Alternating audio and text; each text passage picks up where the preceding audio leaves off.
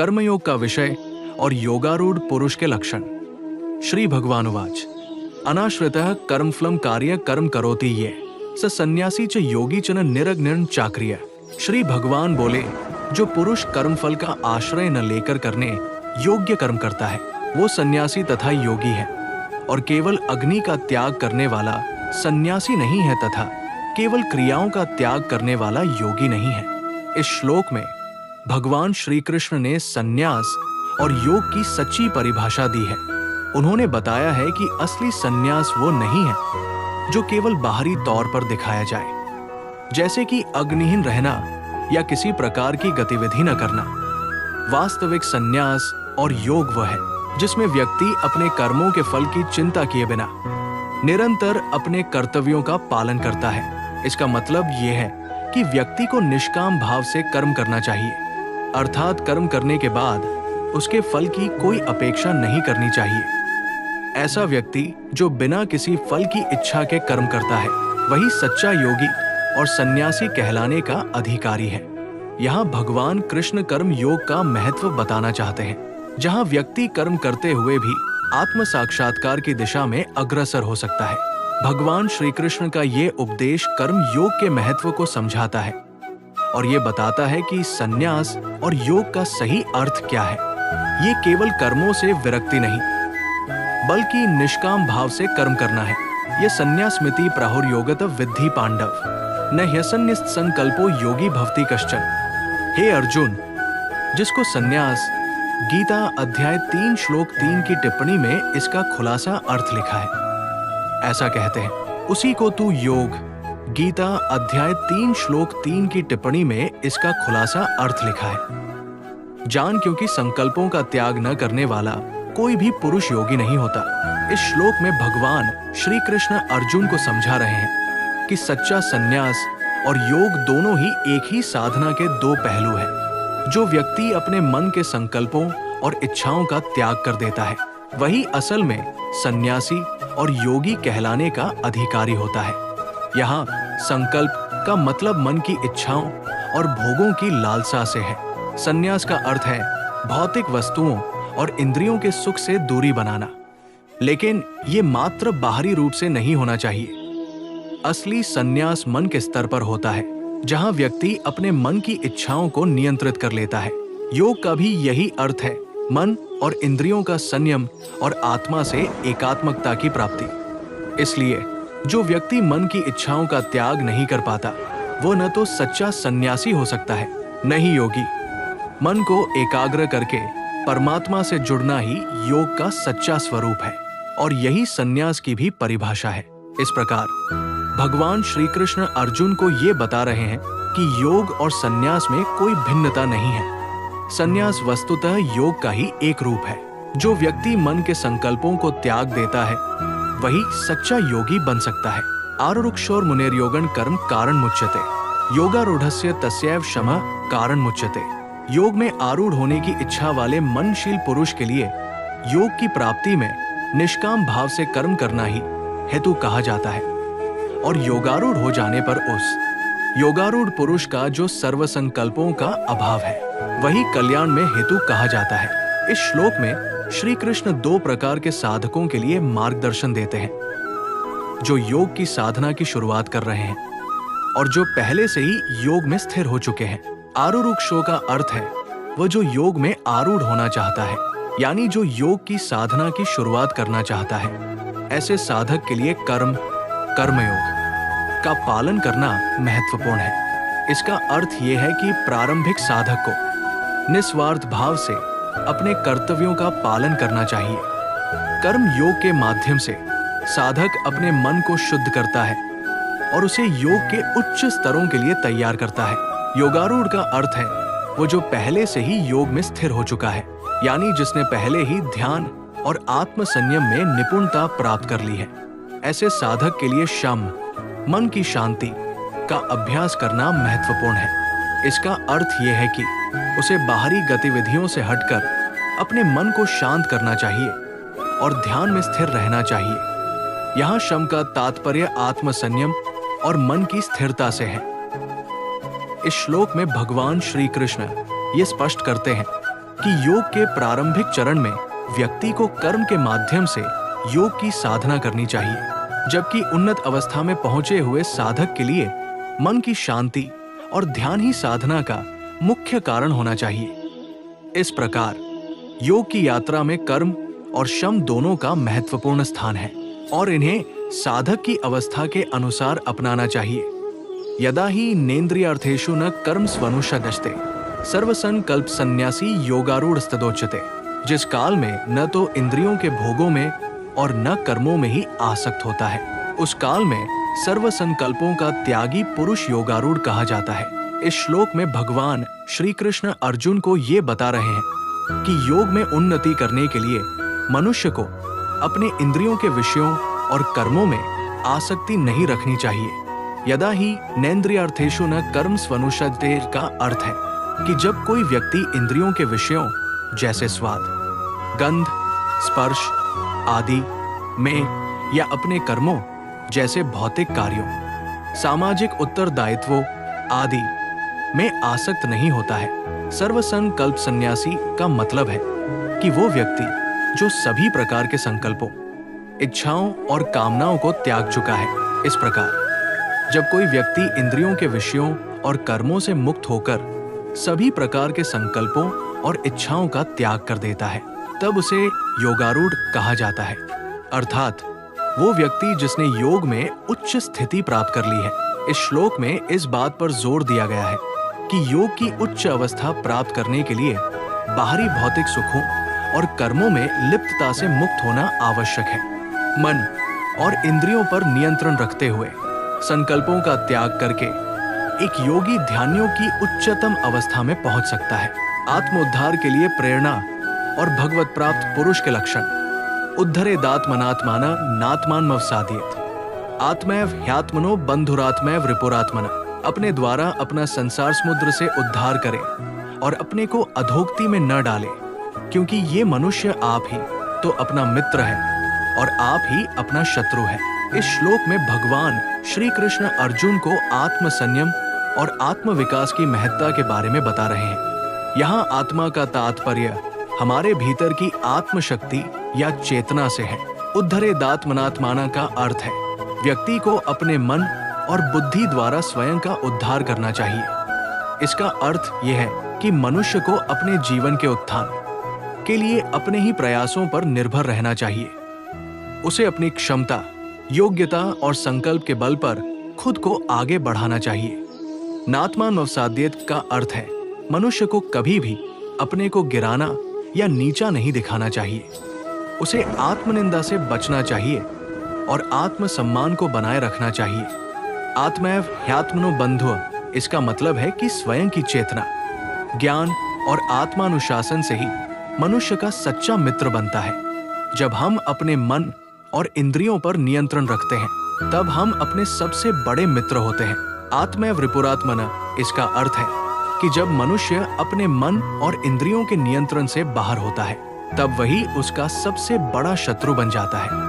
यदि मनुष्य अपनी इच्छाओं और वासनाओं के वश में आ जाता है, तो वो अपने ही हाथों अपने जीवन को संकट में डाल देता है। इस श्लोक का मुख्य संदेश ये है कि व्यक्ति को आत्मनियंत्रण के माध्यम से अपने जीवन को सकारात्मक दिशा में ले जाना चाहिए। आत्म संयम और आत्म प्रेरणा ही हमारे उद्धार के साधन है। अगर हम अपने विचारों और कर्मों पर नियंत्रण नहीं रखते, तो वही हमारे पतन का कारण बनते हैं। इसलिए हमें अपने भीतर की शक्तियों को जागृत करके अपने उद्धार की ओर बढ़ना चाहिए। आत्मोद्धार के लिए प्रेरणा और भगवत प्राप्त पुरुष के लक्षण। उद्धरेदात्मनात्माना नात्मानमवसादयेत्। आत्मैव ह्यात्मनो बंधुरात्मैव रिपुरात्मना। अपने द्वारा अपना संसार समुद्र से उद्धार करे और अपने को अधोगति में न डाले, क्योंकि ये मनुष्य आप ही तो अपना मित्र है और आप ही अपना शत्रु है। इस श्लोक में भगवान श्री कृष्ण अर्जुन को आत्म संयम और आत्म विकास की महत्ता के बारे में बता रहे हैं। यहाँ आत्मा का तात्पर्य हमारे भीतर की आत्म शक्ति या चेतना से है। उद्धरेदात्मनात्माना का अर्थ है व्यक्ति को अपने मन और बुद्धि द्वारा स्वयं का उद्धार करना चाहिए। इसका अर्थ यह है कि मनुष्य को अपने जीवन के उत्थान के लिए अपने ही प्रयासों पर निर्भर रहना चाहिए। उसे अपनी क्षमता, योग्यता और संकल्प के बल पर खुद को आगे बढ़ाना चाहिए। नात्मानवसाद्यत का अर्थ है मनुष्य को कभी भी अपने को गिराना या नीचा नहीं दिखाना चाहिए। उसे आत्मनिंदा से बचना चाहिए और आत्मसम्मान को बनाए रखना चाहिए। आत्मैव ह्यात्मनो बंधुः, इसका मतलब है कि स्वयं की चेतना, ज्ञान और आत्मानुशासन से ही मनुष्य का सच्चा मित्र बनता है। जब हम अपने मन और इंद्रियों पर नियंत्रण रखते हैं, तब हम अपने सबसे बड़े मित्र होते हैं। आत्मैव रिपुरात्मनः, इसका अर्थ है कि जब मनुष्य अपने मन और इंद्रियों के नियंत्रण से बाहर होता है, तब वही उसका सबसे बड़ा शत्रु बन जाता है। यदि मनुष्य अपनी इच्छाओं और वासनाओं के वश में आ जाता है, तो वो अपने ही हाथों अपने जीवन को संकट में डाल देता है। इस श्लोक का मुख्य संदेश ये है कि व्यक्ति को आत्मनियंत्रण के माध्यम से अपने जीवन को सकारात्मक दिशा में ले जाना चाहिए। आत्मसंयम और आत्म प्रेरणा ही हमारे उद्धार के साधन हैं। अगर हम अपने विचारों और कर्मों पर नियंत्रण नहीं रखते, तो वही हमारे पतन का कारण बनते हैं। इसलिए हमें अपने भीतर की शक्तियों को जागृत करके अपने उद्धार की ओर बढ़ना चाहिए। बंधुरात्मात्मनस्तस्य येनात्मैवात्मना जितः, अनात्मनस्तु शत्रुत्वे वर्तेतात्मैव शत्रुवत्। जिस जीवात्मा द्वारा मन और इंद्रियों सहित शरीर जीता हुआ है, उस जीवात्मा का तो वो आप ही मित्र है, और जिसके द्वारा मन तथा इंद्रियों सहित शरीर नहीं जीता गया है, उसके लिए वो आप ही शत्रु के सदृश शत्रुता में बरतता है। इस श्लोक में भगवान श्री कृष्ण कहते हैं कि आत्मनियंत्रण और आत्मा अनुशासन व्यक्ति को अपने मन को वश में करने में सक्षम बनाते हैं। जब व्यक्ति अपने मन पर विजय प्राप्त कर लेता है, तब वो उसे अपना मित्र मान सकता है, क्योंकि अब मन उसे सही दिशा में प्रेरित करेगा और उसे आध्यात्मिक उन्नति की ओर ले जाएगा। दूसरी ओर, जो व्यक्ति अपने मन को नियंत्रित नहीं कर पाता, उसका मन उसके लिए शत्रु के समान हो जाता है। ऐसा मन व्यक्ति को अधोगति, भ्रम और विनाश की ओर ले जाता है, क्योंकि वो अपने इच्छाओं और वासनाओं के अधीन होकर गलत रास्ते पर चलने लगता है। इसलिए इस श्लोक में भगवान ने स्पष्ट किया है कि आत्मा को जीतना ही सच्चा विजय है, और ये आत्मसंयम एवं आत्मनियंत्रण के माध्यम से ही संभव है। इस प्रकार मन को नियंत्रित करके व्यक्ति अपने जीवन में शांति, संतुलन और सच्ची खुशी प्राप्त कर सकता है। जितात्मनः प्रशांतस्य परमात्मा समाहितः, शीतोष्ण असुख दुखेषु तथा मानापमान्यो, सर्दी गर्मी और सुख दुख आदि में तथा मान और अपमान में, जिसके अंतःकरण की वृत्तियां भली भांति शांत है। ऐसे स्वाधीन आत्मा वाले पुरुष के ज्ञान में सच्चिदानंद घन परमात्मा सम्यक प्रकार से स्थित है, अर्थात उसके ज्ञान में परमात्मा के सिवा अन्य कुछ है ही नहीं। इस श्लोक में श्री कृष्ण अर्जुन को समझा रहे हैं कि जिस व्यक्ति ने अपने मन को वश में कर लिया है और जो मन से शांत है, उसके लिए परमात्मा हर समय उपलब्ध है। वो व्यक्ति अपने भीतर स्थिरता और संतुलन प्राप्त करता है, चाहे बाहरी परिस्थितियां जैसी भी हों। जितात्मनः का अर्थ है जिसने अपने आत्मा अर्थात मन और इंद्रियों को जीत लिया है।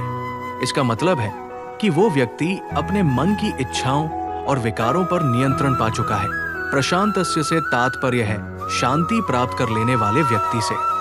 ऐसे व्यक्ति का मन निश्चल और शांत होता है, बाहरी परिस्थितियां उसे विचलित नहीं कर पाती। परमात्मा समाहिता का अर्थ है कि परमात्मा अर्थात ईश्वर का ध्यान उस व्यक्ति के भीतर स्थिर है।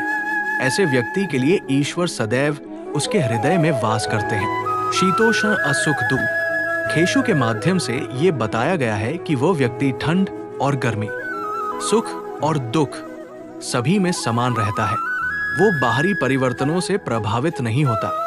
तथा मानापमान्यो ये संकेत करता है कि वो व्यक्ति सम्मान और अपमान दोनों को समान रूप से देखता है। उसकी स्थिरता बाहरी प्रशंसा या आलोचना पर निर्भर नहीं करती। इस प्रकार श्री कृष्ण अर्जुन को ये सिखा रहे हैं कि आत्मसंयम और मन की शांति के माध्यम से ही एक व्यक्ति ईश्वर के निकट रह सकता है, चाहे बाहरी दुनिया में कोई भी परिस्थिति क्यों न हो। ज्ञान विज्ञान तृप्तात्मा कूटस्थ हो विजितेंद्रिय युक्त इत्युच्यते योगी समलोष्टाश्म कांचन, जिसका अंतःकरण ज्ञान विज्ञान से तृप्त है, जिसकी स्थिति विकारहित है, जिसकी इंद्रियां भली भांति जीती हुई है और जिसके लिए मिट्टी, पत्थर और सुवर्ण समान है, वो योगी युक्त अर्थात भगवत प्राप्त है, ऐसे कहा जाता है। इस श्लोक में भगवान श्री कृष्ण ध्यानियों के अभ्यास में स्थित योगी के गुणों का वर्णन कर रहे हैं। यहाँ पर दो प्रकार के ज्ञान का उल्लेख किया गया है। ज्ञान जो शास्त्रों से प्राप्त होता है, सिद्धांतों और सिद्धांतों का ज्ञान, विज्ञान अनुभव के द्वारा प्राप्त होने वाला ज्ञान, जिसे स्वयं के अभ्यास से समझा जाता है। जिस योगी का मन इन दोनों ज्ञानों से पूर्णतः तृप्त है, उसका मन स्थिर और अचल हो जाता है, जिसे कूटस्थ कहा जाता है। ऐसा व्यक्ति इंद्रियों पर पूरी तरह से नियंत्रण पा चुका होता है और उसे बाहरी वस्तुएं जैसे मिट्टी, पत्थर और सोना समान प्रतीत होती है। इस स्थिति में व्यक्ति बाहरी भौतिक सुखों और भोगों से ऊपर उठ जाता है और किसी भी प्रकार के लालच या मोह में नहीं फंसता। योगी के लिए सोना, पत्थर और मिट्टी समान है। इसका अर्थ ये नहीं है कि वह इनकी महत्ता को नहीं समझता, बल्कि वो इनसे प्रभावित नहीं होता।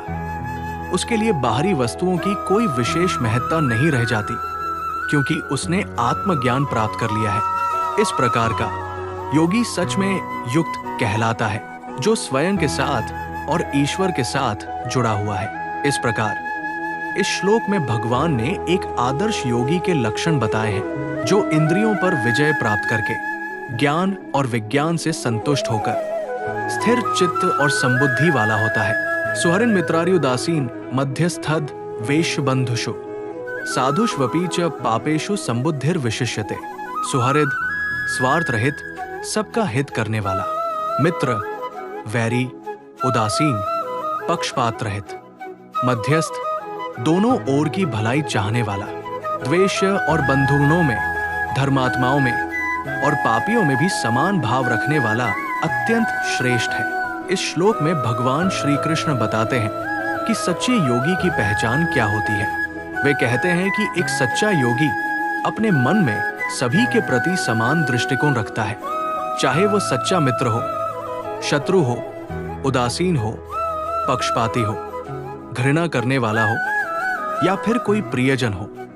सभी के प्रति उसकी दृष्टि समान होती है, यहाँ तक कि साधु या पापी दोनों के प्रति भी उसकी दृष्टि समान होती है। ये समदर्शिता उसे विशेष बनाती है। इस प्रकार का दृष्टिकोण ही एक योगी को विशिष्ट बनाता है और यही उसकी योग्यता का प्रमाण है। योगी युंजीत सततमात्मान रहसि स्थिता, एकाकी यच्चित्तात्मा निराशीर परिग्रह, मन और इंद्रियों सहित शरीर को वश में रखने वाला, आशारहित और संग्रहरहित योगी अकेला ही एकांत स्थान में स्थित होकर आत्मा को निरंतर महात्मा में लगाए।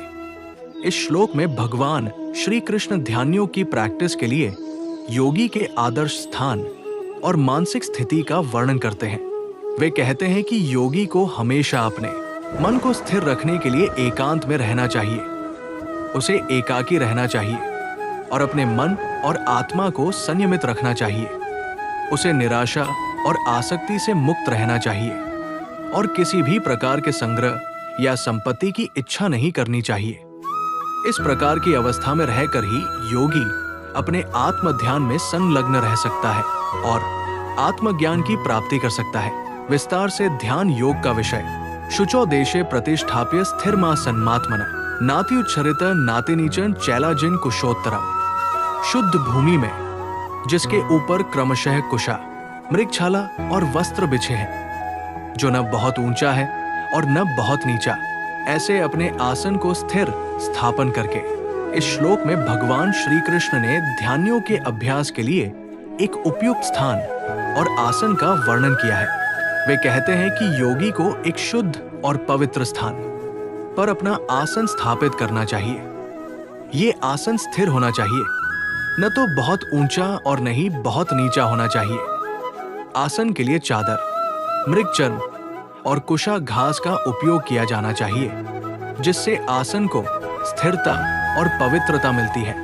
ये आसन ध्यान की अवस्था को बनाए रखने में सहायता करता है। तत्र एकाग्रं मन कृत्वा यच्चित्तेन्द्रिय क्रिया उपविश्वास ने युंज्याद्योगमात्म विशुद्धे, उस आसन पर बैठकर चित्त और इंद्रियों की क्रियाओं को वश में रखते हुए मन को एकाग्र करके अंतःकरण की शुद्धि के लिए योग का अभ्यास करें।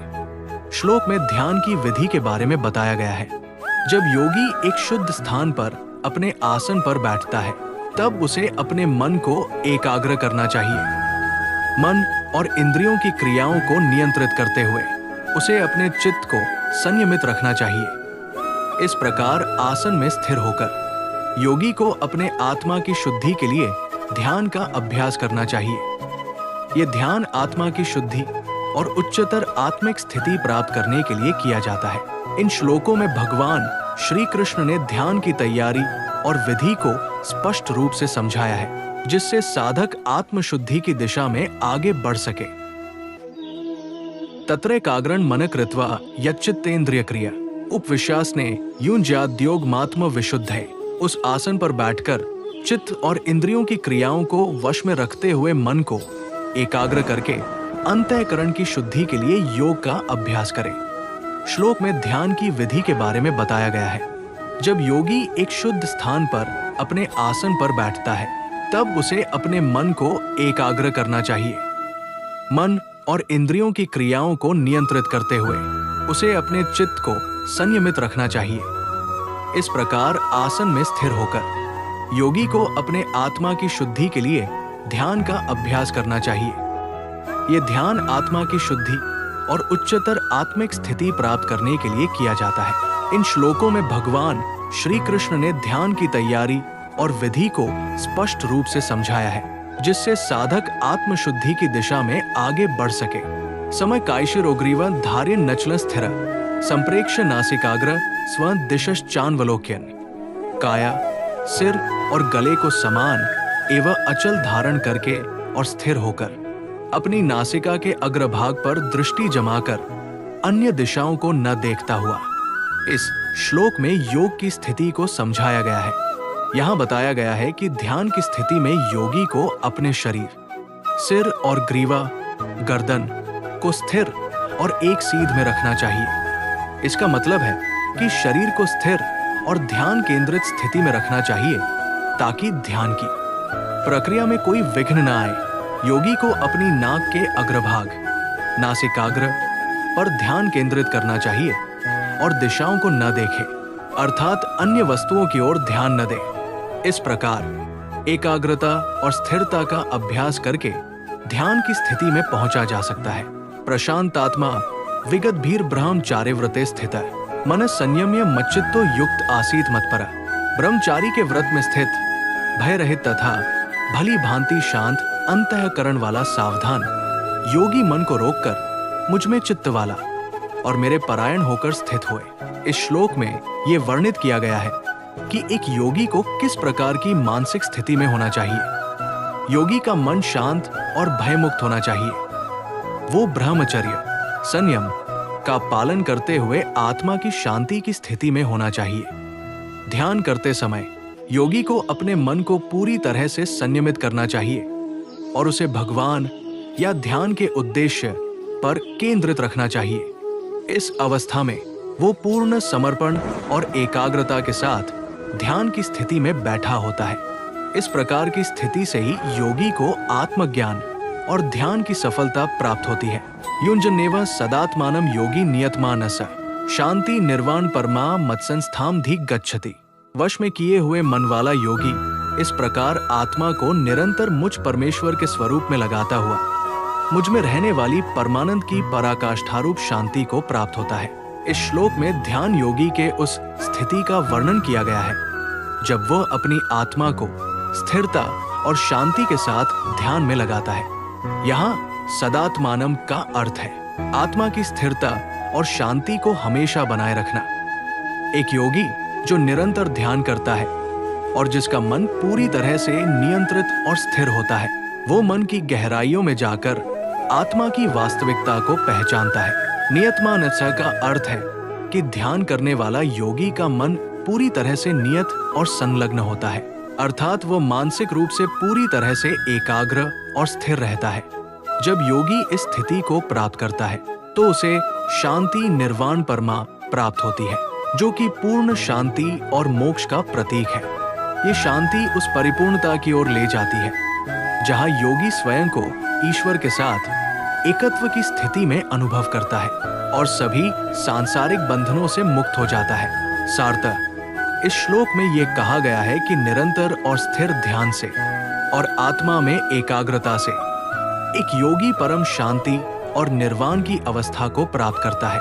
नात्यश्न तस्तु योगोस्ति न चैकांतमंशनत न चाति स्वप्नशीलस्य जाग्रतो नैव चार्जुन। हे अर्जुन, ये योग न तो बहुत खाने वाले का, न बिल्कुल न खाने वाले का, न बहुत शयन करने के स्वभाव वाले का और न सदा जागने वाले का ही सिद्ध होता है। इस श्लोक में भगवान श्री कृष्ण योग के अभ्यास के लिए अत्यधिक आहार और अत्यधिक निर्जीवता के नुकसान के बारे में बताते हैं। इस श्लोक का अर्थ है कि न तो अत्यधिक भोजन करने वाले व्यक्ति का योग स्थिर होता है और न ही एकदम उपवास करने वाले व्यक्ति का योग स्थिर होता है। इसी प्रकार जो व्यक्ति अत्यधिक सोता है या बहुत कम सोता है, उसके योग की साधना भी ठीक से नहीं हो पाती। इस प्रकार योग की साधना के लिए संतुलित आहार और नींद की आवश्यकता होती है। अत्यधिक या अपर्याप्त आहार और नींद से योग में स्थिरता और प्रभावी प्रगति संभव नहीं होती। योग के माध्यम से शारीरिक और मानसिक संतुलन प्राप्त करना आवश्यक है, जिससे आत्मा और शरीर दोनों में संतुलन बनाए रखा जा सके। युक्ताहार विहारस्य युक्तचेष्टस्य कर्मसु युक्त स्वप्नावबोधस्य योगो भवति दोखा। दोखों का नाश करने वाला योग तो यथायोग्य आहार विहार करने वाले का, कर्मों में यथायोग्य चेष्टा करने वाले का और यथायोग्य सोने तथा जागने वाले का ही सिद्ध होता है। इस श्लोक में भगवान श्री कृष्ण ध्यानियों के अभ्यास की सही विधि पर प्रकाश डालते हैं। युक्ताहार विहारस्य, इसका अर्थ है सही और संतुलित आहार और विहार, आवास, व्यायाम का पालन करने वाले व्यक्ति के लिए। योगी को अपने आहार और जीवन शैली में संतुलन बनाए रखना चाहिए। युक्त चेष्टस्य कर्मसु, इसका मतलब है उचित और संतुलित प्रयास, चेष्टा करने वाले व्यक्ति के लिए। कर्मों में संतुलन और समर्पण आवश्यक है। युक्त स्वप्नावबोधस्य, इसका तात्पर्य है उचित नींद और जागरण का पालन करने वाले व्यक्ति के लिए।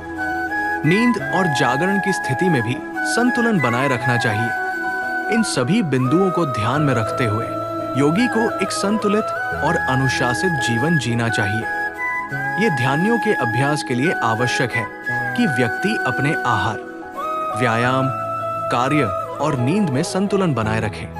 इस प्रकार ऐसे व्यक्ति के लिए योग दुखों को समाप्त करने वाला होता है।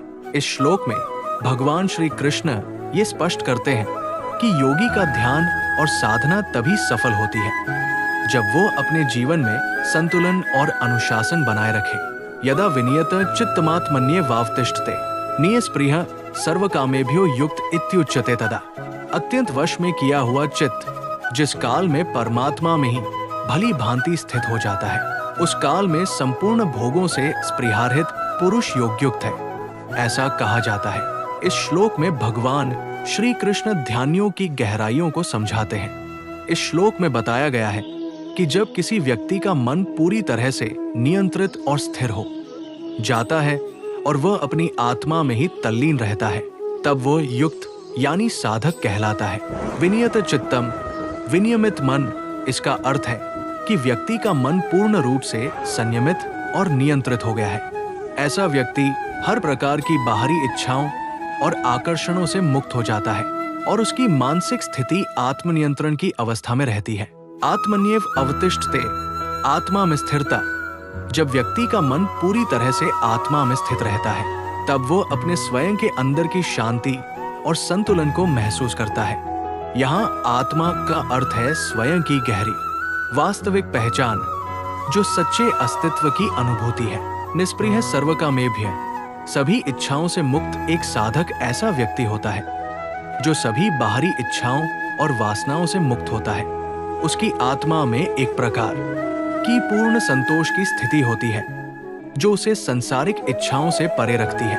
युक्त इत्युच्यते तदा, युक्त कहलाता है तब जब व्यक्ति उपर्युक्त अवस्थाओं को प्राप्त कर लेता है तब उसे युक्त कहा जाता है, जिसका अर्थ है कि वो ध्यान और साधना के मार्ग पर सही दिशा में अग्रसर है। इस प्रकार श्लोक का संदेश ये है कि ध्यान की उच्च अवस्था में पहुंचने के लिए मन को पूरी तरह से नियंत्रित और आत्मा में स्थिर होना आवश्यक है। ऐसा साधक सभी भौतिक इच्छाओं और आकांक्षाओं से दूर होकर आत्मा के गहरे अनुभव में स्थित होता है। यथा दीपो निवातस्थो नैंते सोपमा स्मृता योगिनो यच्चित्तस्य युञ्जतो योगमात्मना। जिस प्रकार वायुरहित स्थान में स्थित दीपक चलायमान नहीं होता, वैसे ही उपमा परमात्मा के ध्यान में लगे हुए योगी के जीते हुए चित्त की कही गई है। इस श्लोक में भगवान श्री कृष्ण ध्यान की अवस्था की उपमा एक दीपक के माध्यम से देते हैं। जैसे एक दीपक बिना हवा के स्थिर होता है और उसकी ज्योति कभी हिलती नहीं है, वैसे ही एक योगी का मन भी ध्यान की अवस्था में स्थिर रहता है। दीपक की उपमा दीपक का बिना हिले स्थिर रहना ध्यान की स्थिरता का प्रतीक है। जब एक दीपक शांत और स्थिर वातावरण में जलता है, उसकी लौ हिलती नहीं है। इसी प्रकार जब एक योगी अपने मन को संयमित और स्थिर बनाता है तो उसका ध्यान भी स्थिर और अडिग रहता है। योगी की स्थिति, यहाँ पर योगिनो यच्चित्तस्य से तात्पर्य है कि जो व्यक्ति ध्यान की साधना करता है उसका मन स्थिर और संतुलित रहता है। ऐसे योगी की मन स्थिति ध्यान के समय में एक दीपक के समान स्थिर हो जाती है। इस श्लोक के माध्यम से भगवान श्री कृष्ण ने यह स्पष्ट किया है कि ध्यान की सफलता का मुख्य पहलू मन की स्थिरता है, जो ध्यान के अभ्यास द्वारा प्राप्त होती है। योगी को ध्यान की अवस्था में स्थिरता और समर्पण की आवश्यकता होती है ताकि वो अपने मन को पूरी तरह से एकाग्र कर सके। यत्रो परमते चित्त निरुद्ध योग सेव्या यत्र चैवात्मनात्मान पश्यन्नात्मनि तुष्यति।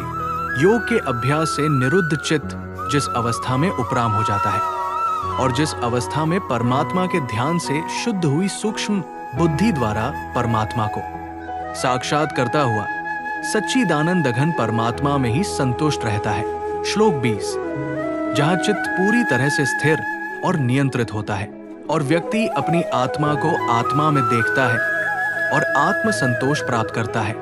यहाँ पर ध्यान और योग की सेवा द्वारा मन और आत्मा के एकत्व का अनुभव होता है। व्याख्या: इस श्लोक में बताया गया है कि जब मन पूरी तरह से शांत और नियंत्रित होता है और व्यक्ति अपने अंदर की गहराइयों में जाकर आत्मा को देखता है तो उसे आत्मा में शांति और संतोष प्राप्त होता है। ये स्थिति तब प्राप्त होती है जब ध्यान और योग की साधना से मन को स्थिर किया जाता है। सुखमात्यंतिका यत्तद् बुद्धि ग्राह्यम तीन्द्रियम वेत्ति यत्र न चैवाय स्थितश्चलति तत्वतः। इंद्रियों से अतीत केवल शुद्ध हुई सूक्ष्म बुद्धि द्वारा ग्रहण करने योग्य जो अनंत आनंद है, उसको जिस अवस्था में अनुभव करता है और जिस अवस्था में स्थित ये योगी परमात्मा के स्वरूप से विचलित होता ही नहीं। श्लोक 21, सच्चे सुख की अनुभूति उस अवस्था में होती है जिसे बुद्धि से समझा जा सकता है और जो इंद्रियों से परे होती है, जहाँ व्यक्ति स्थिर रहता है और कभी भी तत्वतः हिलता नहीं है, वहाँ सच्चे सुख की पहचान होती है।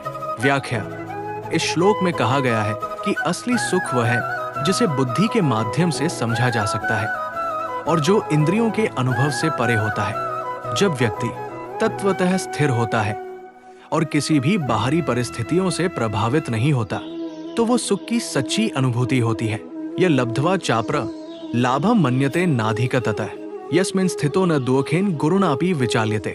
परमात्मा की प्राप्ति रूप जिस लाभ को प्राप्त होकर उसे अधिक दूसरा कुछ भी लाभ नहीं मानता और परमात्मा प्राप्ति रूप जिस अवस्था में स्थित योगी बड़े भारी दुख से भी चलायमान नहीं होता। श्लोक 22, जिस अवस्था को प्राप्त करने के बाद व्यक्ति अन्य किसी भी लाभ की आवश्यकता नहीं मानता और जो स्थिति ऐसी होती है कि वो दुख से प्रभावित नहीं होता, भले ही गुरु भी उसे विचलित न कर सके, इसे योग द्वारा प्राप्त वियोग कहते हैं। व्याख्या: इस श्लोक में कहा गया है कि जब व्यक्ति एक ऐसी स्थिति को प्राप्त कर लेता है जिसमें उसे किसी अन्य लाभ की आवश्यकता नहीं लगती और वो दुख से प्रभावित नहीं होता, यहाँ तक कि गुरु भी उसे विचलित नहीं कर पाते, तो इसे योग के माध्यम से प्राप्त वियोग कहा जाता है। तब विद्याद्वोत संयोग वियोग योग संज्ञितम सनिश्चयन योग तव्यो योगो निर्विण्चेत्सा, जो दुख रूप संसार के संयोग से रहित है तथा जिसका नाम योग है, उसको जानना चाहिए। वो योग न उकताए हुए अर्थात धैर्य और उत्साहयुक्त चित्त से निश्चय पूर्वक करना कर्तव्य है। श्लोक 23। इस स्थिति को जानने वाले को ये समझना चाहिए कि ये अवस्था दुख के संग से मुक्ति की अवस्था है और इसे योग के नाम से जाना जाता है। व्याख्या। इस श्लोक में कहा गया है कि जिस अवस्था में व्यक्ति दुख के संग से मुक्त हो जाता है और जिसे योग कहा जाता है, वो अवस्था एक अद्वितीय स्थिति है। योग की साधना से ही व्यक्ति इस मुक्ति को प्राप्त करता है और ये सच्चे सुख और शांति की प्राप्ति का मार्ग है।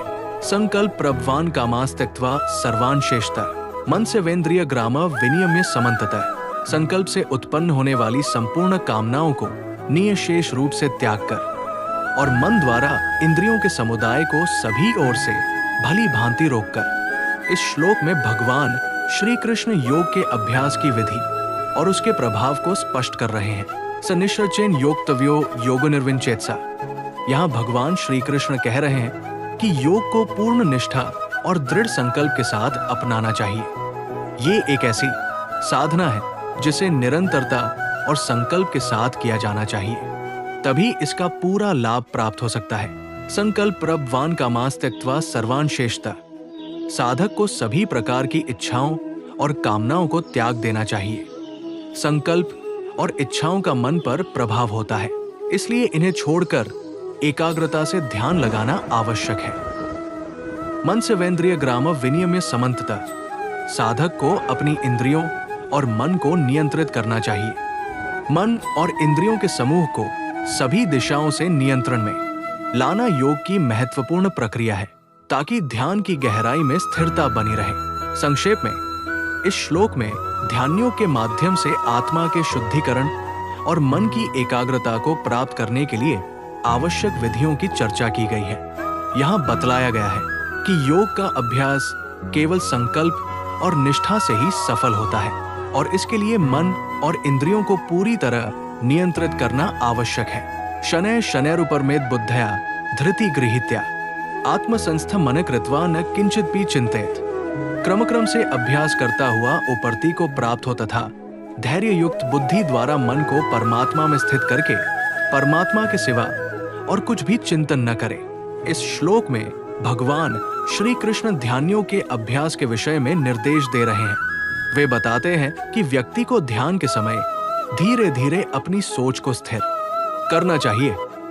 बुद्धि और धैर्य के साथ मन को आत्मा के आत्मसात स्वरूप में स्थिर करना चाहिए और किसी भी अन्य वस्तु या विचार को ध्यान में न लाना चाहिए। शनैः शनैः ये वाक्यांश धीरे धीरे के अर्थ में है। ध्यान की प्रक्रिया में जल्दबाजी या उतावलापन नहीं होना चाहिए। अभ्यास को समय के साथ सहजता से करना चाहिए।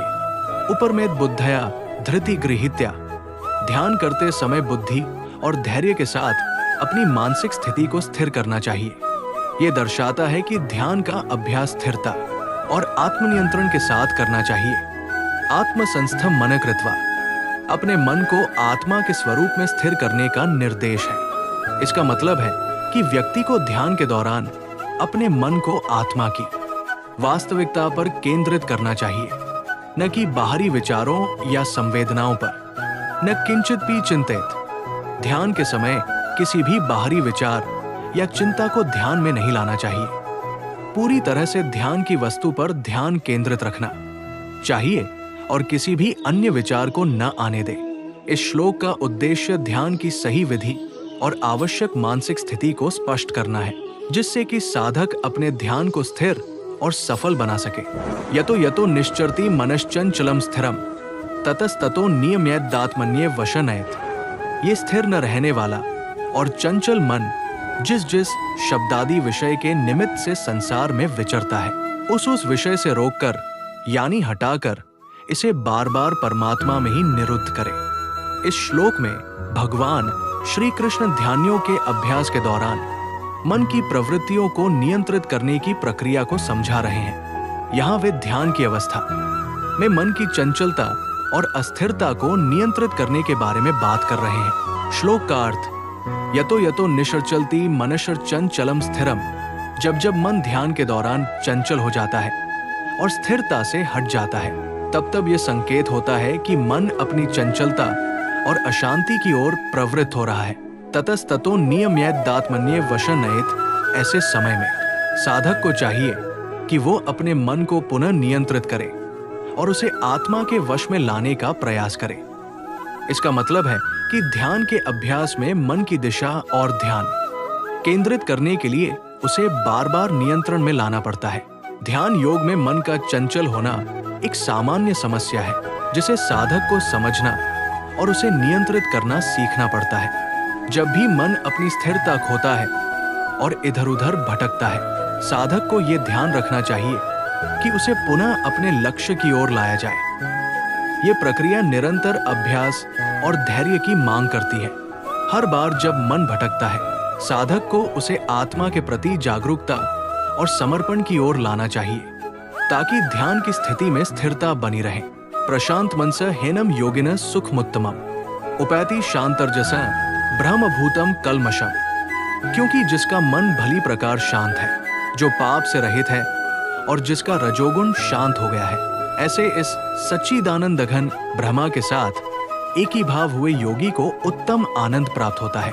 इस श्लोक में भगवद गीता के ध्यान योग का मार्ग में एक महत्वपूर्ण विषय को प्रस्तुत किया गया है। यहाँ पर भगवान श्री कृष्ण ने ध्यान योगी के मानसिक स्थिति की विशेषता को वर्णित किया है। प्रशांत मनस, यहाँ प्रशांत का मतलब शांत और मनस का मतलब मन होता है। जब किसी योगी का मन पूरी तरह से शांत हो जाता है, तो वो उच्चतम शांति को प्राप्त करता है। ऐसे योगी का मन वासनाओं और सांसारिक इच्छाओं से मुक्त हो जाता है। योगिना सुखमुत्तमम। जब योगी का मन शांत और स्थिर होता है, तो उसे सुख का सर्वोत्तम अनुभव होता है। ये सुख अन्य भौतिक सुखों से कहीं अधिक स्थायी और अटूट होता है। उपैति शांतर्जस। उपैति का मतलब प्राप्त करना या प्राप्त होता है। शांतर्जस का मतलब है शांत और रजस कर्म प्रधान गुण से मुक्त। इस प्रकार ये सुख एक योगी को तब प्राप्त होता है जब वो शांति और रजस से पार हो जाता है। ब्रह्मभूतम कलमशम। ब्रह्मभूत का मतलब होता है ब्रह्मा, ईश्वर के अस्तित्व के साथ जुड़ना। अकलमशम का मतलब होता है दोष रहित या पाप रहित। ये श्लोक बताता है कि जब योगी इस दिव्य अवस्था में पहुंचता है, तो वो पूर्णतया पवित्र और दोष रहित होता है। इस प्रकार इस श्लोक में ध्यान योगी की मानसिक स्थिति और उसके अनुभव को वर्णित किया गया है। एक सच्चा योगी जब उसका मन शांत और स्थिर होता है, तब वो उच्चतम सुख को प्राप्त करता है और ईश्वर के दिव्य अस्तित्व के साथ मिल जाता है, जिससे वो सभी पापों और दोषों से मुक्त हो जाता है। युञ्जन्नेव सदात्मानं योगी विगत कल्मष सुखेन ब्रह्म संस्पर्शमत्यंत सुखम श्नुते। वो पाप रहित योगी इस प्रकार निरंतर आत्मा को परमात्मा में लगाता हुआ सुख पूर्वक परब्रह्म परमात्मा की प्राप्ति रूप अनंत आनंद का अनुभव करता है। इस श्लोक में भगवान श्री कृष्ण ध्यानियों के साधक की स्थिति का वर्णन कर रहे हैं। श्लोक में युञ्जन्नेव सदात्मानं का अर्थ है कि जो योगी अपनी आत्मा को इस प्रकार योग में लगाता है, और योगी विगत कल्मष का तात्पर्य है कि वह योगी जो अपने सभी पापों और दोषों से मुक्त हो चुका होता है। ये श्लोक हमें बताता है कि एक सच्चा योगी वो होता है जो नियमित रूप से और निरंतर ध्यान का अभ्यास करता है और जिसके मन और आत्मा में शुद्धता आ जाती है। ऐसे योगी को सुखेन ब्रह्म संस्पर्शम अर्थात ब्रह्मा की अनुभूति का असीम सुख प्राप्त होता है। इस अनुभव को प्राप्त करने के बाद उसे अत्यंत सुखम श्रनुते अर्थात सबसे उच्चतम और परिपूर्ण सुख का अनुभव होता है। इस प्रकार श्लोक हमें ये शिक्षा देता है कि ध्यान और साधना के माध्यम से जब व्यक्ति अपने आप को शुद्ध कर लेता है और ईश्वर की अनुभूति करता है, तब वो सबसे महान और सच्चे सुख का अनुभव करता है। सर्वभूत स्थमात्मानम सर्वभूतानि चात्मनि ईक्षते योग्युक्तात्मा सर्वत्र समदर्शन। सर्वव्यापी अनंत चेतन में एक ही भाव से स्थिति रूप योग से युक्त आत्मा वाला तथा सब में संभाव से देखने वाला योगी आत्मा को संपूर्ण भूतों में स्थित और संपूर्ण भूतों को आत्मा में कल्पित देखता है। इस श्लोक में भगवान श्री कृष्ण ध्यानियों की गहराइयों को स्पष्ट करते हैं। यहाँ पर योगयुक्त आत्मा से तात्पर्य है वो व्यक्ति जो योग की साधना में पूर्ण रूप से समर्पित और अनुवशील होता है। इस श्लोक में दो मुख्य बिंदुओं पर ध्यान केंद्रित किया गया है। सर्वभूत स्थमात्मनम, इसका अर्थ है आत्मा जो सभी प्राणियों के भीतर विद्यमान है। ये एक महत्वपूर्ण अवधारणा है जो दर्शाती है कि हर जीव में एक ही परमात्मा की उपस्थिति है और इस आत्मा का अस्तित्व सब जगह समान है। सर्वभूतानि चात्मनि, इसका तात्पर्य है सभी प्राणियों में आत्मा का दर्शन करना। जब एक व्यक्ति ध्यान और योग की साधना में पूर्ण होता है तो वो सभी जीवों में एक ही परमात्मा का दर्शन करता है और उसे सभी प्राणियों में समानता का अनुभव होता है। समदर्शन का अर्थ है समान दृष्टिकोण या समान नजरिया। जब कोई योगी आत्मा की इस सार्वभौमिक उपस्थिति को पहचान लेता है तो उसे सभी प्राणियों के प्रति समान दृष्टिकोण प्राप्त होता है। वो किसी भी प्राणी को अलग नहीं मानता बल्कि सभी में एक ही दिव्य तत्व का अनुभव करता है।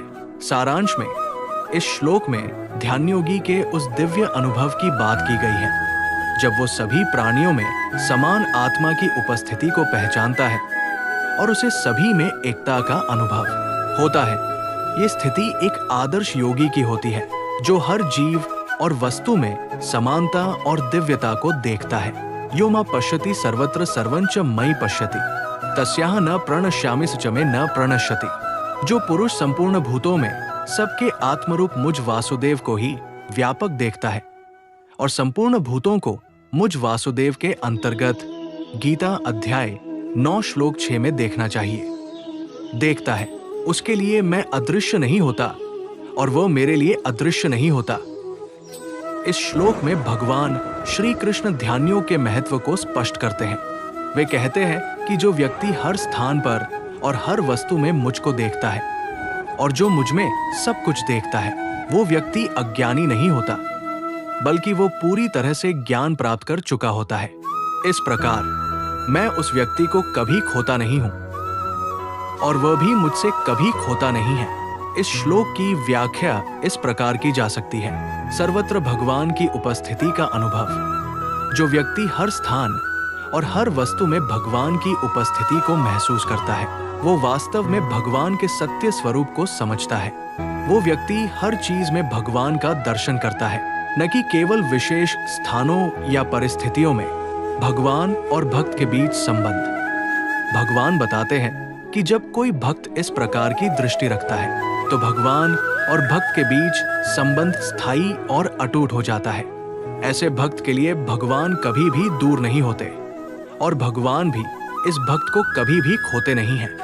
ध्यान और सच्चे ज्ञान का महत्व। इस श्लोक के माध्यम से भगवान श्री कृष्ण ध्यान और सच्चे ज्ञान के महत्व को रेखांकित करते हैं। एक सच्चे योगी के लिए यह महत्वपूर्ण है कि वो हर जगह भगवान को देखे और समझे, जिससे उसकी आत्मा को पूर्ण शांति और मिलन प्राप्त होता है। इस प्रकार इस श्लोक का संदेश है कि भगवान की पूर्ण उपस्थिति को पहचानना और हर वस्तु में उनकी उपस्थिति को अनुभव करना ध्यान और योग का सच्चा आदान प्रदान है। सर्वभूत स्थित यो मां भजत्ये कत्वमास्थितः सर्वथा वर्तमानोपि स योगी मयि वर्तते।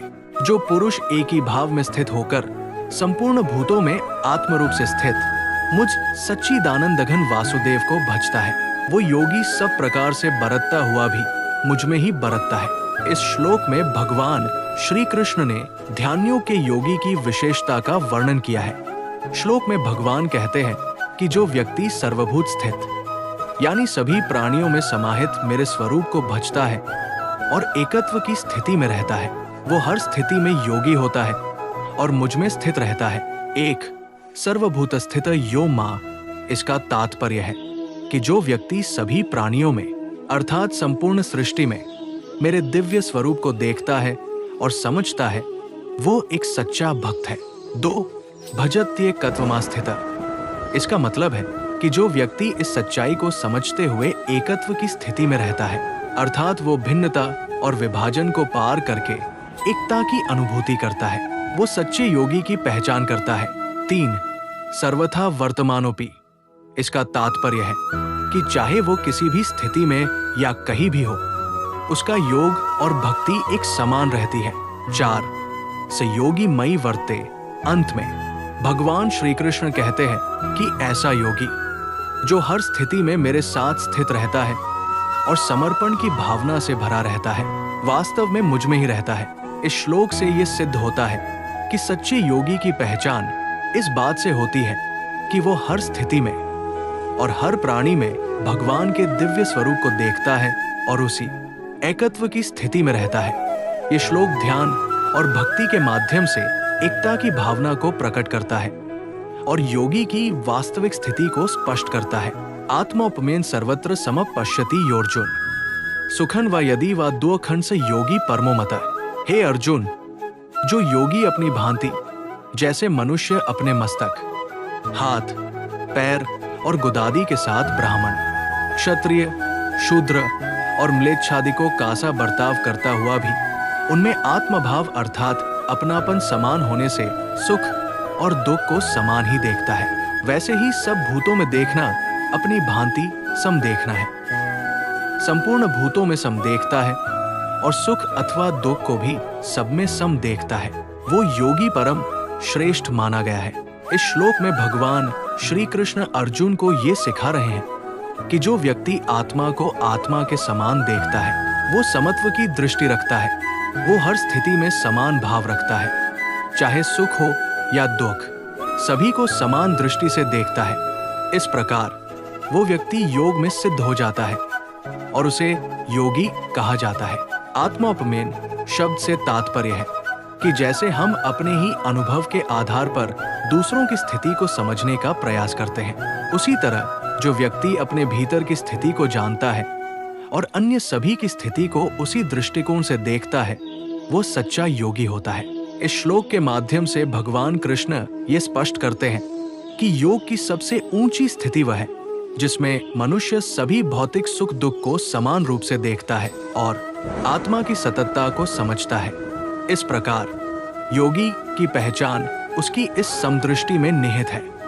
मन के निग्रह का विषय।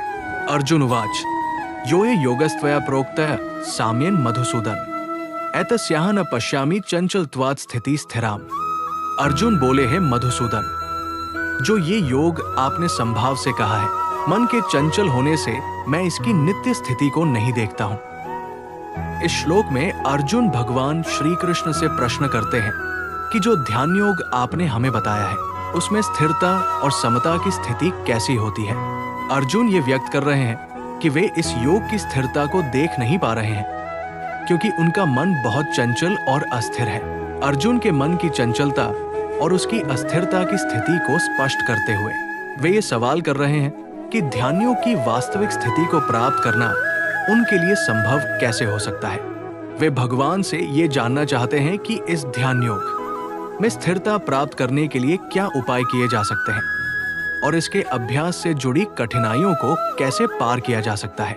अर्जुन का ये प्रश्न ध्यानियों की कठिनाइयों और मन की चंचलता को दर्शाता है, जो कि ध्यान और आत्म साक्षात्कार के मार्ग में एक महत्वपूर्ण चुनौती है। चंचला ही मनः कृष्ण प्रमाथि बलवदृढ़म् तस्याह निग्रहे मन्ये वायोरिव सुदुष्करम। क्योंकि हे श्री कृष्ण, ये मन बड़ा चंचल, प्रमथन स्वभाव वाला, बड़ा दृढ़ और बलवान है, इसलिए उसको वश में करना मैं वायु को रोकने की भांति अत्यंत दुष्कर मानता हूँ। इस श्लोक में योगी या साधक के द्वारा मन की अस्थिरता और उसे नियंत्रित करने की कठिनाई को दर्शाया गया है। मन की चंचलता और अशांति को व्यक्त करते हुए ये श्लोक ये मानता है कि मन को वश में करना अत्यंत कठिन कार्य है। इसे वायु को पकड़ने के समान बताया गया है, जो कि प्राकृतिक रूप से असंभव या बहुत कठिन होता है। यहाँ पर श्री कृष्ण के प्रति ये भाव व्यक्त किया जा रहा है कि साधक को अपने मन को नियंत्रित करने में अत्यधिक कठिनाइयां महसूस होती है। इस श्लोक के माध्यम से ये शिक्षा दी जाती है कि योग साधना में मन के संयम की महत्वता को समझना और उसे नियंत्रित करना बहुत आवश्यक है। इस प्रकार इस श्लोक का मुख्य संदेश ये है कि मन की स्थिरता प्राप्त करना और उसे वश में करना एक बहुत कठिन कार्य है और इसके लिए निरंतर अभ्यास और समर्पण की आवश्यकता होती है। श्री भगवानुवाच असंशय महाबाहो मनो दुर्निग्रहे चलम अभ्यासेन तु कौन्ते वैराग्येन च गृह्यते।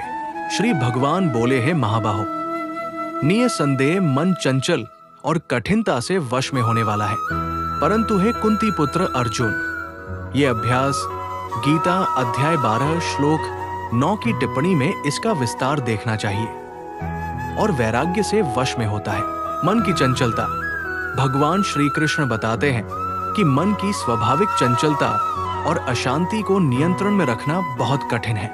ये बात जीवन के किसी भी क्षेत्र में सत्य है, विशेष रूप से ध्यान और साधना में अभ्यास की आवश्यकता। मन को नियंत्रित करने के लिए निरंतर अभ्यास आवश्यक है। इसका अर्थ ये है कि ध्यान और साधना की प्रक्रिया को नियमित रूप से अपनाना होगा। केवल एक बार की कोशिश से सफलता नहीं मिलेगी, बल्कि निरंतर प्रयास से ही मन को नियंत्रित किया जा सकता है। वैराग्य की भूमिका। वैराग्य का मतलब है सांसारिक वस्तुओं और इच्छाओं से दूर रहना। मन को स्थिर करने के लिए केवल अभ्यास नहीं, बल्कि वैराग्य भी आवश्यक है। ये हमें भौतिक आकर्षणों और इच्छाओं से अलग कर मन की शांति और स्थिरता प्राप्त करने में मदद करता है। इस प्रकार इस श्लोक में भगवान श्री कृष्ण हमें सिखाते हैं कि ध्यान और साधना में सफलता प्राप्त करने के लिए मन की चंचलता को नियंत्रित करना अत्यंत महत्वपूर्ण है और इसके लिए निरंतर अभ्यास और वैराग्य की आवश्यकता है। असंयतात्मना योगो दुष्प्राप इति में मतिया वश्यात्मना तु यत्ता शक्यो वाप्तुमुपायता। जिसका मन वश में किया हुआ नहीं है, ऐसे पुरुष द्वारा योग दुष्प्राप्य है और वश में किए हुए मन वाले प्रयत्नशील पुरुष द्वारा साधन से उसका प्राप्त होना सहज है। ये मेरा मत है। इस श्लोक में भगवान श्री कृष्ण ध्यानियों के माध्यम से साधना की कठिनाई और सफलता की संभावना को समझाते हैं। यहाँ 2 प्रकार के व्यक्तियों का उल्लेख किया गया है। असंयत आत्मा। असंयत आत्मा ये वो व्यक्ति है जिसकी आत्मा असंयमित और अशांत है, जो अपने मन को नियंत्रित नहीं कर सकता और जिसकी इंद्रियां तथा भावनाएं असंतुलित है। वो योग को प्राप्त करना कठिन मानता है। ये व्यक्ति अपनी इच्छाओं और वासनाओं पर पूरी तरह से नियंत्रण नहीं रख पाता, जिससे ध्यान और योग की साधना में कठिनाई होती है। इस स्थिति में योग का सिद्धि प्राप्त करना अत्यंत कठिन होता है। वश्यात्मा। वश में आत्मा इसके विपरीत। वह व्यक्ति जो अपने मन और इंद्रियों को वश में कर लेता है और जो नियमित साधना और आत्म संयम में विश्वास करता है, उसे योग की सिद्धि प्राप्त करने की संभावना होती है। इस व्यक्ति ने अपनी आत्मा को नियंत्रित किया है और साधना के प्रति अपनी लगन और प्रयास को मजबूत बनाया है। सारांश। श्री कृष्ण इस श्लोक के माध्यम से ये स्पष्ट करते हैं कि योग और ध्यान की सिद्धि प्राप्त करने के लिए आत्मा का संयम और मन का नियंत्रण आवश्यक है।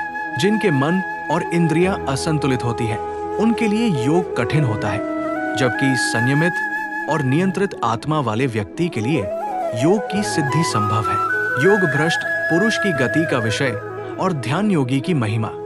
अर्जुन उवाच ऐतीय श्रद्धयोपेतो योगाचलित मानस अप्राप्य योग संसिद्धि का गति कृष्ण गच्छति।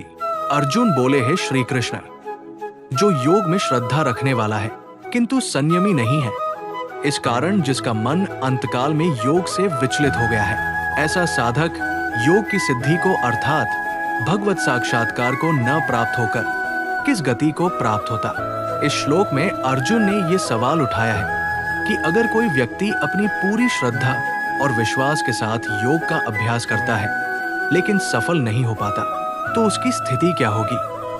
अर्जुन का प्रश्न उन लोगों की चिंता को दर्शाता है जो योग के माध्यम से आत्म साक्षात्कार और शांति प्राप्त करने की कोशिश कर रहे हैं लेकिन कठिनाइयों का सामना कर रहे हैं। इस श्लोक के माध्यम से अर्जुन ये जानना चाहते हैं कि ऐसे व्यक्ति का अंततः क्या होगा और क्या उसकी मेहनत और अभ्यास व्यर्थ जाएगा।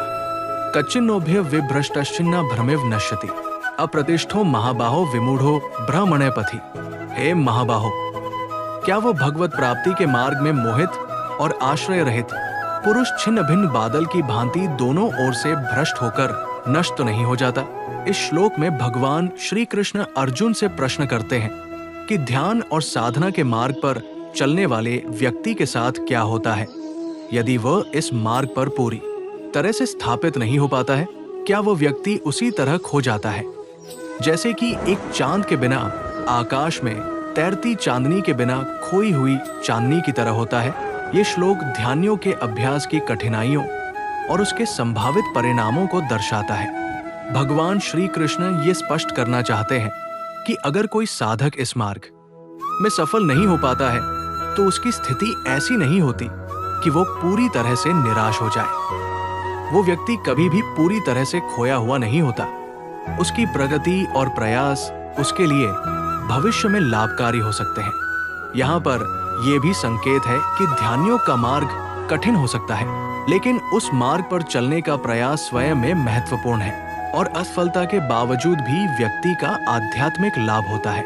एतन में संशय कृष्ण छेत्तुमर्हस्य शेषता त्वदन्य संशयस्यास्य छेत्ता न ह्युपद्यते। हे श्री कृष्ण, मेरे इस संशय को संपूर्ण रूप से छेदन करने के लिए आप ही योग्य हैं, क्योंकि आपके सिवा दूसरा इस संशय का छेदन करने वाला मिलना संभव नहीं है। इस श्लोक के माध्यम से अर्जुन अपने मन के भीतर के संदेह और प्रश्नों को समाप्त करने के लिए भगवान श्री कृष्ण की ओर देख रहे हैं।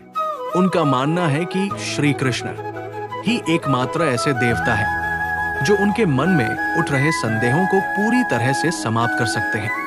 अन्य किसी भी साधन से या व्यक्ति से ये संभव नहीं है। इस श्लोक में अर्जुन की श्रद्धा और विश्वास की गहराई को भी दर्शाया गया है, जिसमें वे मानते हैं कि केवल भगवान ही उनके संदेह और कठिनाइयों का समाधान कर सकते हैं। ये श्लोक ध्यानियों के संदर्भ में ये भी इंगित करता है कि आत्मज्ञान और ध्यान की उच्च अवस्था प्राप्त करने के लिए भगवान की कृपा और मार्गदर्शन आवश्यक है। श्री भगवानुवाच पार्थ नैवे नामुत्र विनाशस्तस्य विद्यते नहीं कल्याणकृत कश्चित दुर्गति तात गच्छति। श्री भगवान बोले हैं पार्थ, उस पुरुष का न तो इस लोक में नाश होता है और न परलोक में ही, क्योंकि हे प्यारे, आत्मोद्धार के लिए अर्थात भगवत प्राप्ति के लिए कर्म करने वाला कोई भी मनुष्य दुर्गति को प्राप्त नहीं होता। इस श्लोक में भगवान श्री कृष्ण अर्जुन से कहते हैं कि इस संसार में, विशेषकर इस योग मार्ग में, ऐसे व्यक्ति का कभी भी पतन नहीं होता जो ईश्वर की भक्ति और ध्यान में लीन रहता है। भगवान यहाँ ये स्पष्ट कर रहे हैं कि योग और साधना के मार्ग पर चलने वाले व्यक्ति की कभी भी हानि नहीं होती। प्राप्य पुण्यकृता लोकानुषित्वा शाश्वतीय समाय शुचिना श्रीमता गेहे योग भ्रष्टो भी जायते। योग भ्रष्ट पुरुष पुण्यवानों के लोकों को अर्थात स्वर्ग आदि उत्तम लोकों को प्राप्त होकर उनमें बहुत वर्षों तक निवास करके फिर शुद्ध आचरण वाले श्रीमान पुरुषों के घर में जन्म लेता है। ये श्लोक ध्यानियों के संदर्भ में योगाभ्यास की सफलता और असफलता के बारे में चर्चा करता है। यहाँ पर यह स्पष्ट किया गया है कि योग में असफल होने पर भी व्यक्ति की प्रगति निष्फल नहीं होती।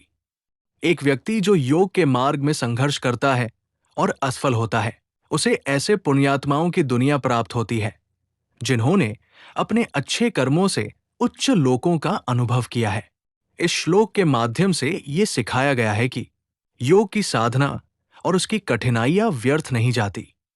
असफलता के बावजूद व्यक्ति को एक अच्छा और धार्मिक जीवन जीने का अवसर मिलता है और उसकी साधना से प्राप्त पुण्य उसे पुनर्जन्म में भी लाभ पहुंचाते हैं। इस प्रकार योगाभ्यास में निरंतर प्रयास और समर्पण आवश्यक है और असफलता की स्थिति में भी आत्मसमर्पण और धैर्य बनाए रखना चाहिए, क्योंकि हर प्रयास हमें एक नई दिशा और उन्नति की ओर ले जाता है। अथवा योगिनामेव कुले भवति धीमताम एतद्धि दुर्लभतरम लोके जन्म यदिदृशम। अथवा वैराग्यवान पुरुष उन लोकों में न जाकर ज्ञानवान योगियों के ही कुल में जन्म लेता है, परंतु इस प्रकार का जो ये जन्म है सो संसार में निसंदेह अत्यंत दुर्लभ है। इस श्लोक में श्री कृष्ण अर्जुन को बताते हैं कि एक सच्चे योगी के परिवार में जन्म लेना अत्यंत दुर्लभ और भाग्यशाली है। ये स्थिति उन लोगों के लिए विशेष होती है जिनके पास उच्चतम योग साधना की समझ और कौशल होता है। योगिनामेव कुले भवति धीमताम। यहां पर योगिनामेव का मतलब है उन योगियों के परिवार में जिनके पास गहरी समझ और विवेक होता है। धीमताम शब्द उन बुद्धिमान और समझदार व्यक्तियों को दर्शाता है जो योग की गहराई को समझते हैं। एतद्धि दुर्लभतरम लोके जन्म यदिदृशम। इस भाग में श्री कृष्ण ये कह रहे हैं कि इस संसार में ऐसे उच्च स्तरीय योगी के परिवार में जन्म लेना अत्यंत कठिन है। इस प्रकार इस श्लोक का मुख्य उद्देश्य यह है कि एक उच्च योग साधक के परिवार में जन्म लेना एक बहुत ही विशेष अवसर होता है और यह बताता है कि पिछले जीवन की साधना का फल एक अच्छे परिवार में जन्म लेने के रूप में मिलता है। ये श्लोक योग साधना की महत्वपूर्णता और उसकी दुर्लभता को उजागर करता है। तत्रत बुद्धि संयोग लभते पौर्वदेहिकम यत्ते च ततो भूये संसिद्धौ कुरुनंदन। वहां उस पहले शरीर में संग्रह किए हुए बुद्धि संयोग को अर्थात संबुद्धि रूप योग के संस्कारों को अनायास ही प्राप्त हो जाता है। और हे कुरुनंदन, उसके प्रभाव से वह फिर परमात्मा की प्राप्ति रूप सिद्धि के लिए पहले से भी बढ़कर प्रयत्न करता है। इसका मतलब है कि एक व्यक्ति जो ध्यान और साधना की ओर अग्रसर होता है वो अपनी पूर्वजन्म की तपस्या और साधना का फल प्राप्त करता है। ऐसे व्यक्ति को भूतकाल के कर्मों और साधन के कारण पूर्वजन्म का पुण्य मिलता है। इसके बाद जब वो व्यक्ति और अधिक प्रयास करता है और कठिन साधना करता है तो उसे सिद्धि प्राप्त होती है। इस प्रक्रिया में पुरानी साधना के प्रभाव से वो व्यक्ति अपने वर्तमान जीवन में अधिक बलशाली और सक्षम होता है। ये श्लोक ये भी संकेत करता है कि आत्मा की यात्रा निरंतर होती है और यदि साधक ने पिछले जन्मों में साधना की है तो वो वर्तमान जीवन में भी लाभान्वित होता है। इस तरह की साधना और तप का फल समय के साथ सिद्धि के रूप में मिलता है। इस प्रकार ये श्लोक ये बताता है कि साधना की यात्रा निरंतर होती है और पूर्वजन्म की साधना का प्रभाव वर्तमान जीवन में भी देखा जा सकता है। पूर्वाभ्यासेन तेनैव ह्रियते ह्यवशोऽपि जिज्ञासुरपि योगस्य शब्द ब्रह्मातिवर्तते। वो शब्द से श्रीमानों के घर में जन्म लेने वाला योग भ्रष्ट पुरुष समझना चाहिए। श्रीमानों के घर में जन्म लेने वाला योग भ्रष्ट पराधीन हुआ भी उस पहले के अभ्यास से ही निःसंदेह भगवान की ओर आकर्षित किया जाता है तथा संबुद्धि रूप योग का जिज्ञासु भी वेद में कहे हुए सकाम कर्मों के फल को उल्लंघन कर जाता है। इस श्लोक का मुख्य उद्देश्य ये स्पष्ट करना है कि ध्यानियों की साधना के लिए निरंतर प्रयास और अभ्यास बहुत महत्वपूर्ण है। योग के माध्यम से आत्मा की उच्च स्थिति को प्राप्त करने के लिए पहले से की गई साधना भी सहायक होती है, भले ही व्यक्ति वर्तमान में पूर्णता को प्राप्त न कर पाया हो। प्रयत्नाद्यत्मानस्तु योगी संशुद्ध किल्बिष अनेक जन्म संसिद्धस्ततो यात परांगतिम। परंतु प्रयत्न पूर्वक अभ्यास करने वाला योगी तो पिछले अनेक जन्मों के संस्कार बल से इसी जन्म में संसिद्ध होकर संपूर्ण पापों से रहित हो फिर तत्काल ही परमगति को प्राप्त हो जाता है।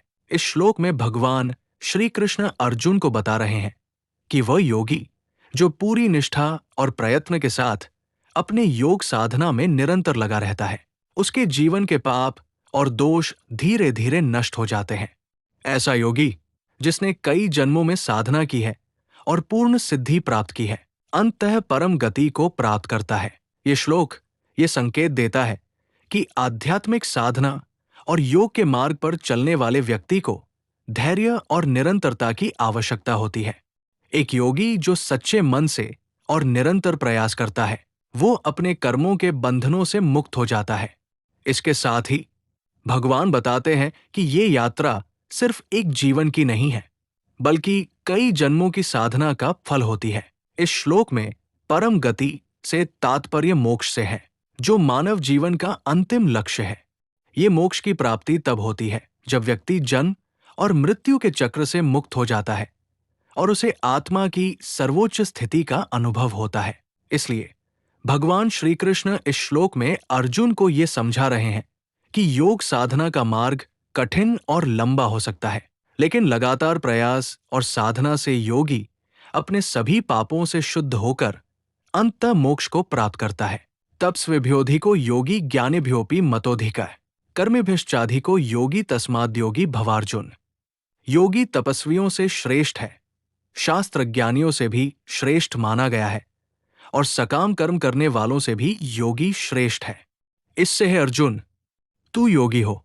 इस श्लोक में भगवान श्री कृष्ण अर्जुन को योग की श्रेष्ठता का महत्व समझा रहे हैं।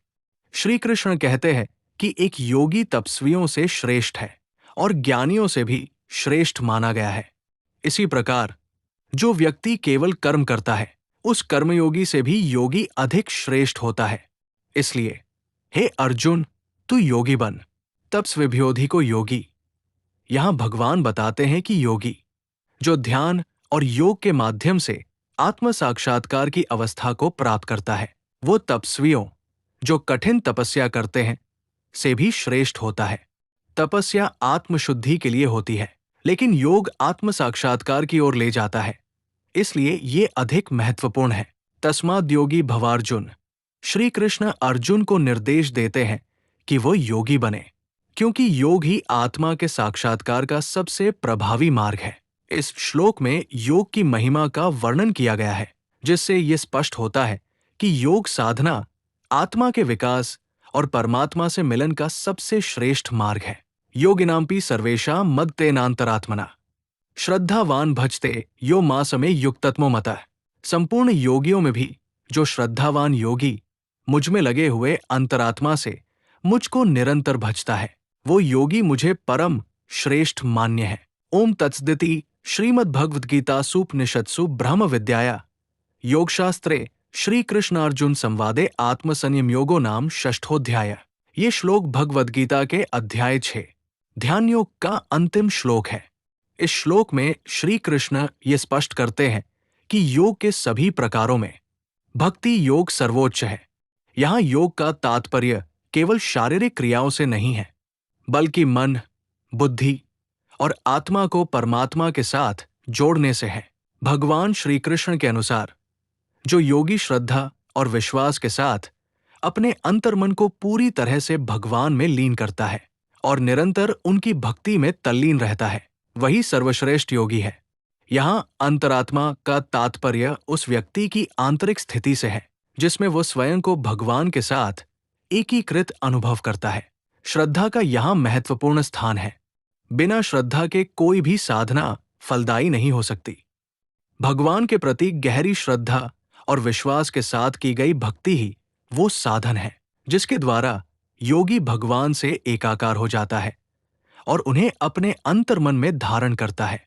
अतः इस श्लोक के माध्यम से श्री कृष्ण ये संदेश देते हैं कि भक्ति योग, जिसमें भगवान की भक्ति, श्रद्धा और प्रेम शामिल है, सबसे उत्कृष्ट साधना है।